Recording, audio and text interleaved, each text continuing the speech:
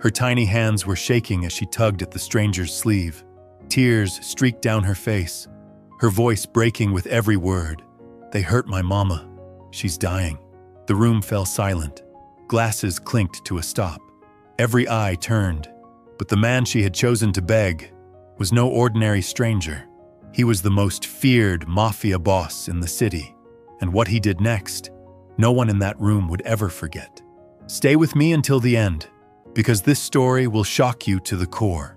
Before we begin, don't forget to like this video, hit subscribe, and comment where you're watching from. Now, let's get into it. It's a cold Tuesday evening in downtown Chicago, 1987. The Golden Palm restaurant buzzed with the usual crowd of well-dressed men conducting business over expensive wine and hushed conversations. This wasn't just any restaurant. This was Vincent Torino's domain. Every waiter knew to keep their ears closed and their mouths shut. Every patron understood the unspoken rules. You minded your own business, you paid your respects, and you never, ever caused a scene. Vincent Torino sat at his usual corner table, a mountain of a man whose very presence commanded respect and fear in equal measure. At 53, he had built an empire that stretched across 3 states. His dark eyes missed nothing.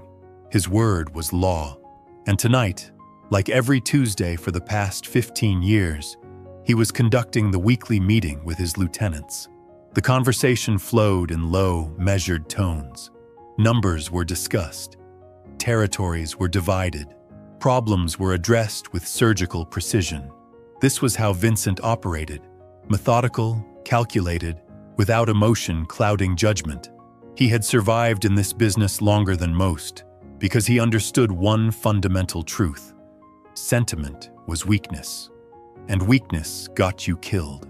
But then something happened that would shatter the carefully constructed walls Vincent had built around his heart.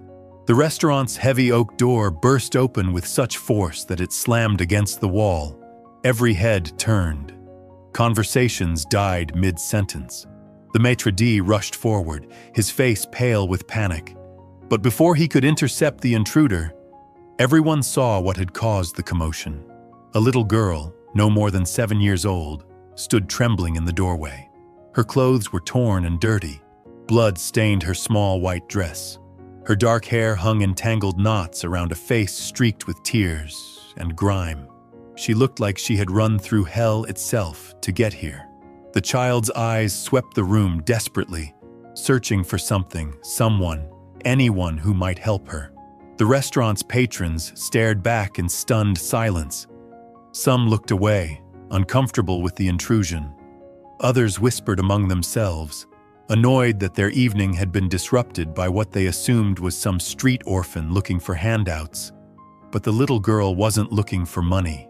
She was looking for salvation. Her gaze landed on Vincent Torino's table, and something in those innocent brown eyes recognized power when she saw it. Maybe it was the way the other men deferred to him. Maybe it was the expensive suit or the gold watch that caught the light. Or maybe, just maybe, it was something deeper. A child's instinct recognizing the one person in that room who could actually do something. Without hesitation, she ran straight toward him. The room held its collective breath. Vincent's bodyguards tensed, hands moving instinctively toward their jackets. This was unprecedented. No one approached Vincent Torino uninvited, especially not like this. But before anyone could react, the little girl reached Vincent's table and grabbed his sleeve with both hands. Her tiny fingers clutched the expensive fabric as if it were a lifeline. And then she spoke those words that would echo in Vincent's mind for the rest of his life. "They hurt my mama. She's dying." The silence that followed was deafening. You could have heard a pin drop in that restaurant. Every eye was on Vincent, waiting to see how the notorious crime boss would handle this unprecedented situation. His reputation was built on being untouchable, unfeeling, a man who showed mercy to no one. Vincent looked down at the child clinging to his arm. Her face was turned up toward his, those brown eyes wide with desperation and hope. In that moment, something shifted in the hardened criminal's chest, something he hadn't felt in decades. You see, Vincent Torino hadn't always been the cold, calculating crime boss that Chicago feared. Once upon a time, he had been a different man, a man who understood what it meant to lose everything that mattered. 30 years earlier, Vincent had been married to a woman named Maria. She was the light of his world, the only person who could make him laugh, who could soften the edges that life had sharpened. They had dreams of starting a family, of building something beautiful together despite the ugly world Vincent operated in. But those dreams were shattered one night when a rival family decided to send Vincent a message. They didn't come for him directly. That would have been too easy, too expected. Instead, they went after the one thing they knew would destroy him more completely than any bullet or bomb ever could. They went after Maria. Vincent came home that night to find his world torn apart. His wife, his future, his heart, all of it gone in an instant. The investigation went nowhere. The police asked questions they already knew they'd never get answers to. And Vincent learned the hardest lesson of his life. In his world, love was a liability that could be exploited by anyone ruthless enough to target it. From that night forward, Vincent Torino built walls around his heart that no one could penetrate. He became ruthless because ruthlessness was survival. He became feared because fear was respect.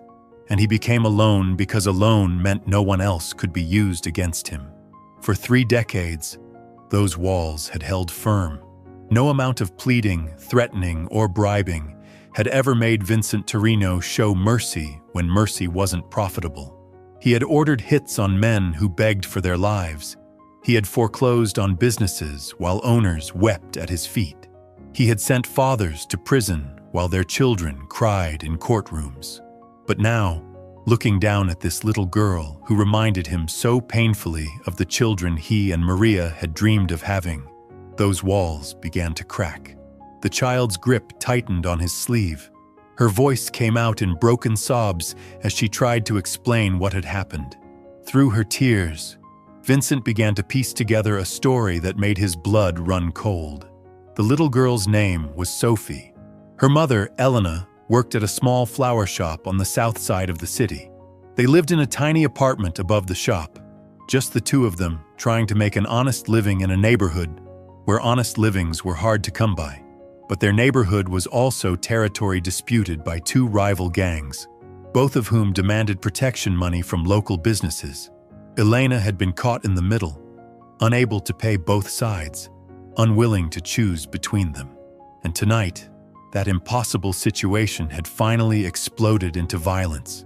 Sophie's words came out in a rush, punctuated by hiccups and sobs.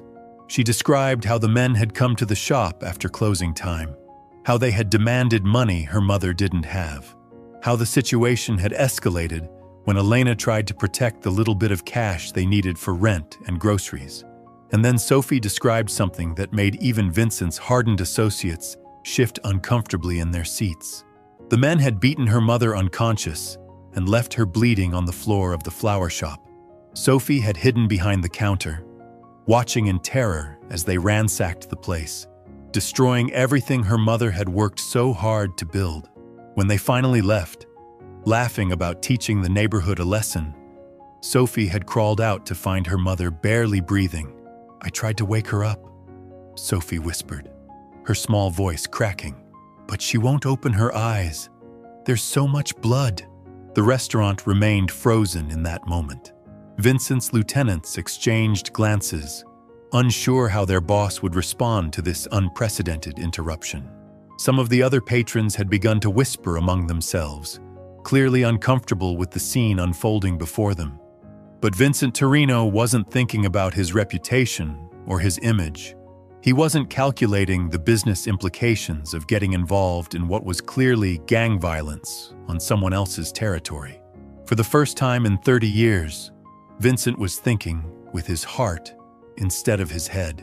He looked down at Sophie, this brave little girl who had somehow found the courage to burst into the most dangerous restaurant in Chicago and approach the most feared man in the room. She could have gone to the police, could have called an ambulance, could have run to neighbors or relatives. Instead, she had chosen him. A child's desperate instinct had led her straight to the one person who had the power and resources to actually make a difference. "What's your name, sweetheart?" Vincent asked, his voice gentler than anyone in that room had ever heard it. "Sophie," she managed between sobs. "Sophie Martinez." Vincent nodded slowly, then looked up at his bodyguard, Tony Russo. "Get the car," he said quietly. "Now." Tony hesitated for just a moment.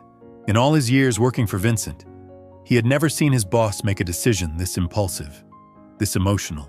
"Boss, maybe we should—" "I said get the car." Vincent's tone carried just enough steel to remind everyone that despite the unusual circumstances, he was still very much in charge.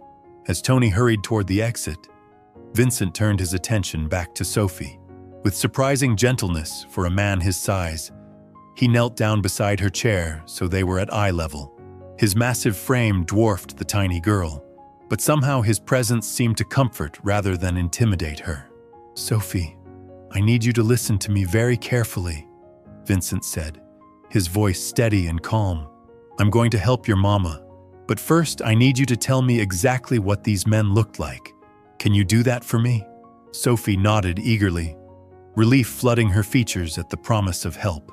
Through her tears, she began to describe the attackers. 2 men, both young, both wearing red bandanas. One had a scar running down his left cheek. The other had a spider tattoo on his neck. They had called each other by names, Carlos and Miguel. Vincent's expression darkened as he listened. He recognized the descriptions immediately. Carlos Vega and Miguel Santos, mid-level enforcers for the Red Serpents, a gang that had been trying to muscle in on territory that had been neutral ground for over a decade. They were known for their brutality, their willingness to hurt innocent people to make their point. But what they had done tonight was different. What they had done tonight was personal. Vincent stood up, his decision made. "Marco," he called to one of his lieutenants, "call Dr. Chen. Tell him to meet us at General Hospital with everything he needs for emergency surgery. Tell him it's a priority case." Marco nodded and immediately pulled out his phone. Dr. Chen was one of the city's best trauma surgeons, and he owed Vincent more favors than he could count. If anyone could save Sophie's mother, it would be him. "Sal," Vincent continued, addressing another of his men, "I want you to find Carlos Vega and Miguel Santos. Bring them to the warehouse on 5th Street, alive. I want to have a conversation with them about their business practices." Sal smiled and Pre was coldatory. "Consider it done, boss." Vincent looked around the restaurant one more time, taking in the shocked faces of his associates and the other patrons. He knew this moment would be talked about for years to come. The night Vincent Torino showed mercy, the night the ice-cold crime boss let a little girl melt his heart. But he didn't care about any of that anymore.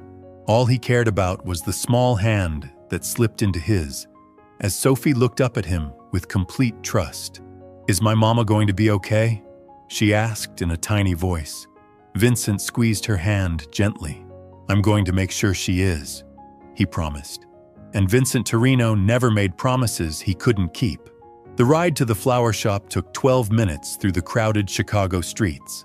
Vincent sat in the back of his black sedan with Sophie beside him, her small body finally relaxing for the first time in hours. She had stopped crying, though her eyes remained wide and watchful. Every few seconds, she would look up at Vincent, as if making sure he was still there, still committed to helping her. Tony drove with the skill of a man who had navigated Chicago's streets under pressure many times before. Behind them, 2 more cars followed, one carrying Dr. Chen and his medical equipment, the other filled with Vincent's most trusted men. As they pulled up to the flower shop, Vincent could see the devastation immediately. The front window had been smashed. Flowers and plants lay scattered across the sidewalk, their petals crushed underfoot. The sign that had once proudly displayed Elena's flowers hung crooked and damaged. But Vincent's attention was focused on what lay inside. Sophie's grip tightened on Vincent's hand as they stepped out of the car. The cold night air carried the scent of crushed roses and broken dreams. Through the shattered storefront, they could see a figure lying motionless on the floor among scattered flower petals and overturned displays. Elena Martinez lay crumpled behind the counter. Her dark hair fanned across the wooden floor like spilled ink. Blood pooled beneath her head, and her breathing came in shallow, irregular gasps. Vincent had seen enough violence in his lifetime to know she was fading fast. Dr. Chen rushed past them, his medical bag already open. He knelt beside Elena, his practiced hands moving quickly to assess her injuries. "Severe head trauma," he muttered, checking her pulse. "Possible internal bleeding. We need to move her now." Vincent watched as the doctor worked, but his attention was divided. Sophie stood frozen in the doorway, her small frame trembling as she took in the destruction of everything she knew. Her home, her mother's life's work. All of it lay in ruins around them. "Sophie, listen to me," Vincent said, crouching down to meet her eyes. "The doctor is going to take care of your mama, but I need you to stay strong for her, okay?" The little girl nodded, though tears continued to stream down her cheeks. "Will she remember me when she wakes up?" The question hit Vincent harder than any bullet ever had. He thought of Maria, of all the things left unsaid, all the moments stolen by violence. "She'll remember," he said firmly, "and she'll be so proud of how brave you were tonight." As the paramedics loaded Elena onto a stretcher, Vincent's phone buzzed. Sal's voice came through crisp and efficient. "Boss, we found them.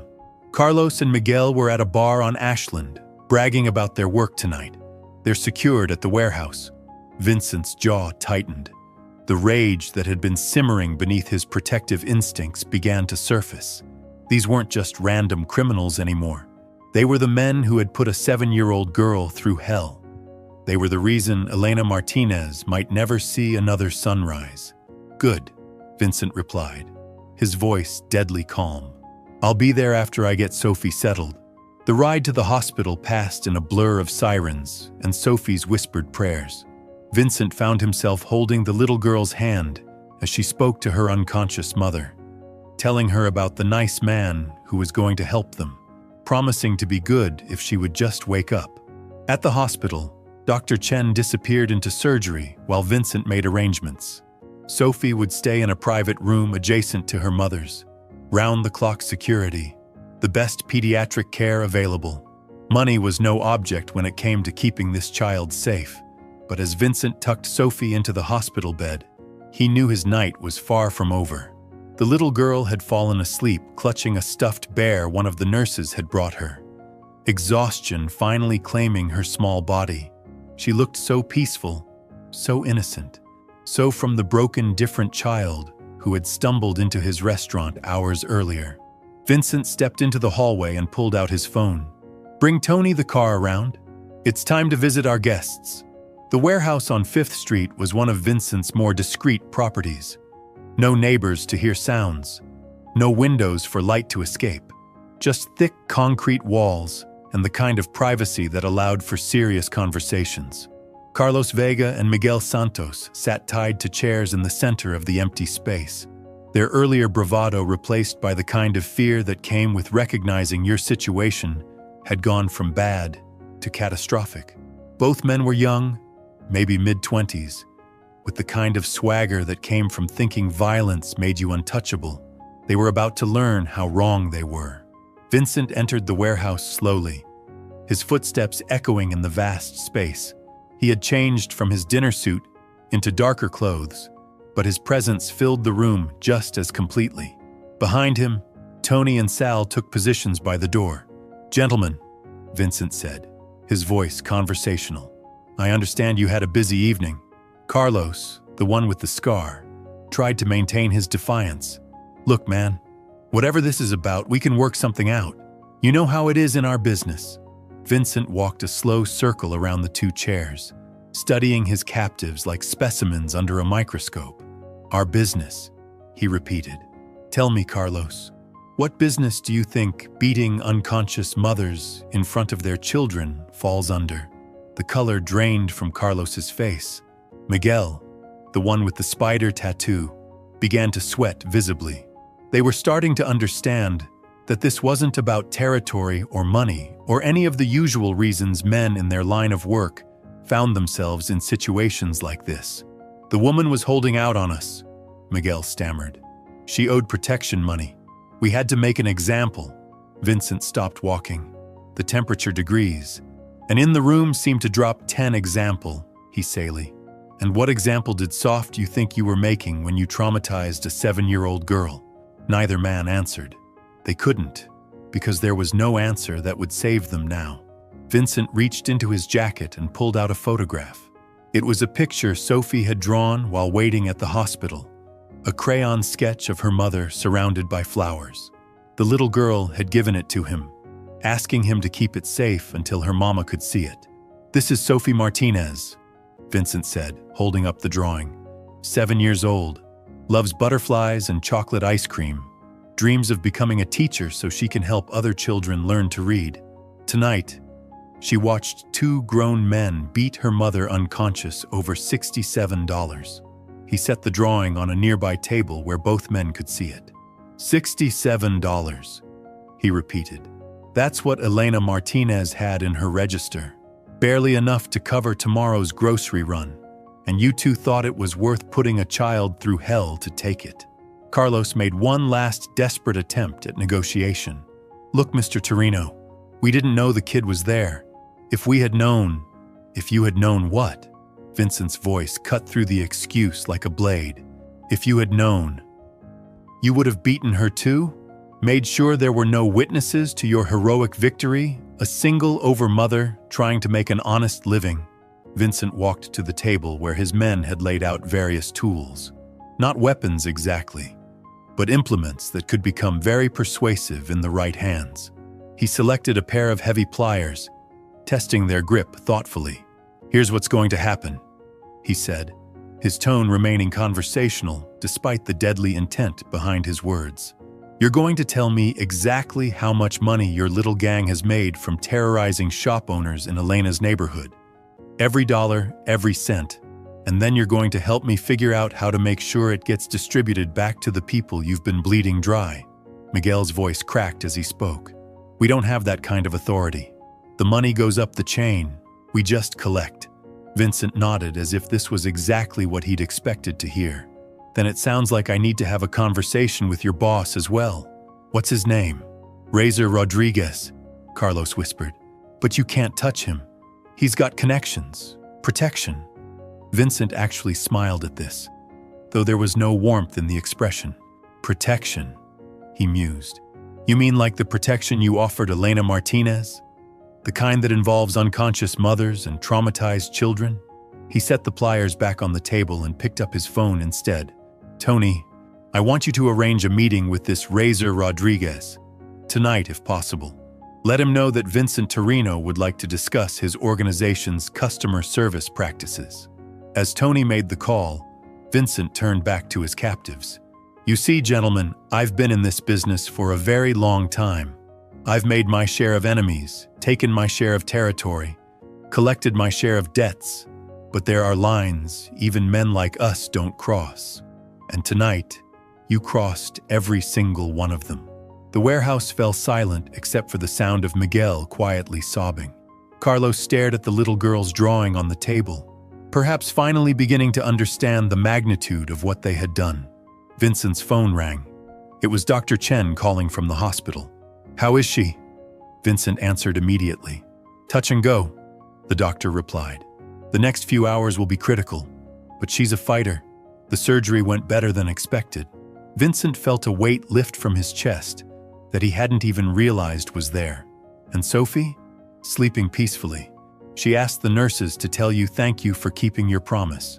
After ending the call, Vincent looked at Carlos and Miguel with something approaching pity.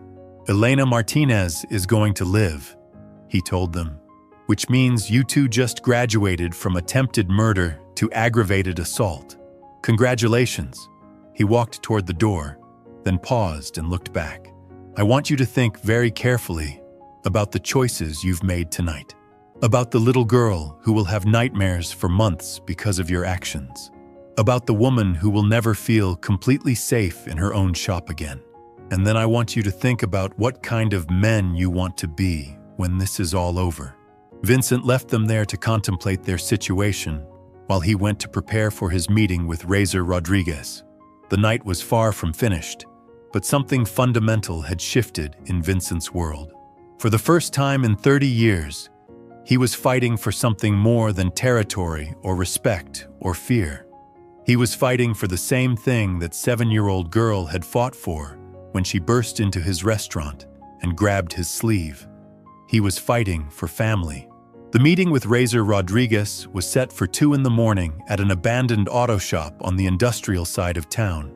Vincent arrived with Tony and 3 other men, their black sedans cutting through the empty streets like shadows against the flickering streetlights. The air was thick with the scent of motor oil and rust, a fitting backdrop for the kind of conversation that was about to unfold. Razor had brought his own crew, 6 men who tried to look intimidating but couldn't quite hide the nervousness in their eyes when Vincent stepped out of his car. Word traveled fast in their world, and by now everyone knew that Vincent Torino had personally involved himself in what should have been a minor neighborhood dispute. Razor Rodriguez was younger than Vincent had expected, maybe 35, with gold teeth and enough jewelry to stock a small pawn shop. He carried himself with the kind of artificial confidence that came from never having faced real consequences for his actions. Vincent recognized the type immediately. All flash, no substance. The kind of leader who sent others to do his dirty work while he counted money and made threats from a safe distance. "Mr. Torino," Razor said, extending a hand that Vincent ignored entirely. "This is unexpected. I heard you don't usually get involved in street-level business anymore." Vincent's silence stretched long enough to make everyone uncomfortable. He studied Razor with the same intensity he might use to examine a particularly venomous snake, cataloging weaknesses, measuring threats, calculating exactly how much pressure it would take to break this man's carefully constructed image. "Street-level business," Vincent repeated finally, his voice carrying across the empty garage like distant thunder. "Is that what you call terrorizing mothers and traumatizing children?" Razor's smile faltered slightly, but he tried to maintain his swagger.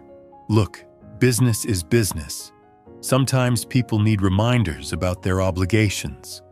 My boys might have gotten a little carried away, but—" "Your boys," Vincent interrupted, "put a 7-year-old girl through hell tonight. They beat her mother unconscious over $67. $67, Rodriguez." The temperature in the garage seemed to drop. Vincent's men had positioned themselves strategically around the space, and Razor's crew was beginning to realize that this meeting might not end with the usual handshake and territorial agreement they had expected. "The woman was behind on her payments," Razor said, his voice losing some of its earlier confidence. 3 months behind. We gave her plenty of warnings." Vincent took a step closer, and despite being surrounded by his own men, Razor instinctively backed away. There was something in Vincent's eyes that spoke of violence older and deeper than anything Razor had ever encountered, a kind of controlled fury that made the young gang leader's petty brutalities look like children playing at being monsters. 3 months, Vincent said thoughtfully. "Tell me, Rodriguez, do you know what Elena Martinez does for a living?" "She runs some flower shop," Razor replied, confusion evident in his voice. "She runs a flower shop that barely makes enough to cover rent and groceries. She works 16-hour days arranging bouquets for weddings she'll never afford to have, funeral wreaths for people she's never met, Valentine's arrangements for lovers who have what she lost when her husband died in a construction accident 3 years ago." Vincent's voice remained steady, but there was something building beneath the calm surface, like pressure in a boiler that was approaching its breaking point. "She's been behind on your blood money because she spent her last savings on medicine for Sophie when the girl had pneumonia last winter. She chose her daughter's life over your protection racket, and somehow you thought that made her fair game for your animals." Razor tried to interrupt, but Vincent continued as if he hadn't spoken. "Do you know what that little girl did tonight, Rodriguez? After she watched your men beat her mother unconscious After she saw everything she knew destroyed, she didn't call the police. She didn't run to neighbors. She walked 12 blocks through the worst part of the city, a 7-year-old girl alone in the dark, to find someone who could help. Vincent pulled out Sophie's crayon drawing again, holding it up so everyone in the garage could see it. This is what courage looks like, Rodriguez. This is what real strength is. A child who refuses to give up on the person she loves most in the world. The silence that followed was deafening. Even Razor's men seemed uncomfortable now, shifting from foot to foot, avoiding eye contact. Vincent folded the drawing carefully and placed it back in his jacket, right over his heart. "So here's what's going to happen," Vincent said, his tone shifting from philosophical to purely business. "You're going to liquidate your entire operation in Elena's neighborhood. Every protection payment, every debt, every outstanding balance, it all disappears tonight." Razor's artificial bravado flared back to life. "You can't just come in here and—" "I'm not done talking," Vincent said quietly, and the younger man's mouth snapped shut. "You're going to take whatever money you've collected from that neighborhood over the past year, and you're going to distribute it back to every shop owner, every family, every person you've been bleeding dry." "That's impossible. We don't have that kind of cash on hand. And even if we did, then you'll find it," Vincent replied. "Sell your cars, your jewelry, your mother's china if you have to. Rob your own dealers for all I care. But those people are getting their money back." Vincent walked closer until he was standing directly in front of Razor, close enough that the younger man had to crane his neck to maintain eye contact. "And if I hear about any of your people operating within 10 blocks of Elena's flower shop ever again, if so much as one of your boys jaywalks in her neighborhood, I will personally introduce you to the kind of consequences your parents should have taught you about years ago." 6 months later, Elena Martinez stood behind the counter of her rebuilt flower shop, watching through sparkling new windows as her daughter Sophie played in the small garden Vincent had installed behind the building. The red serpents had vanished from the neighborhood entirely, their former territories now under the quiet protection of men who understood the difference between power and bullying. Vincent still visited every Tuesday, not as the feared crime boss of Chicago, but as the man who had chosen to let a little girl's courage crack open his heart. Elena would prepare fresh coffee, Sophie would show him her latest drawings, and for a few precious hours, the three of them would sit together like the family none of them had dared to dream possible. The city whispered about the night Vincent Torino saved a child and found his soul. But Sophie knew the truth that the adults had missed entirely. She hadn't saved her mother by finding the most dangerous man in Chicago. She had saved him by showing him that even the hardest heart could choose love over fear. Sometimes the smallest hands carry the greatest power to change everything. Thanks for watching, and remember to subscribe for more incredible true stories that prove humanity still exists in the darkest places.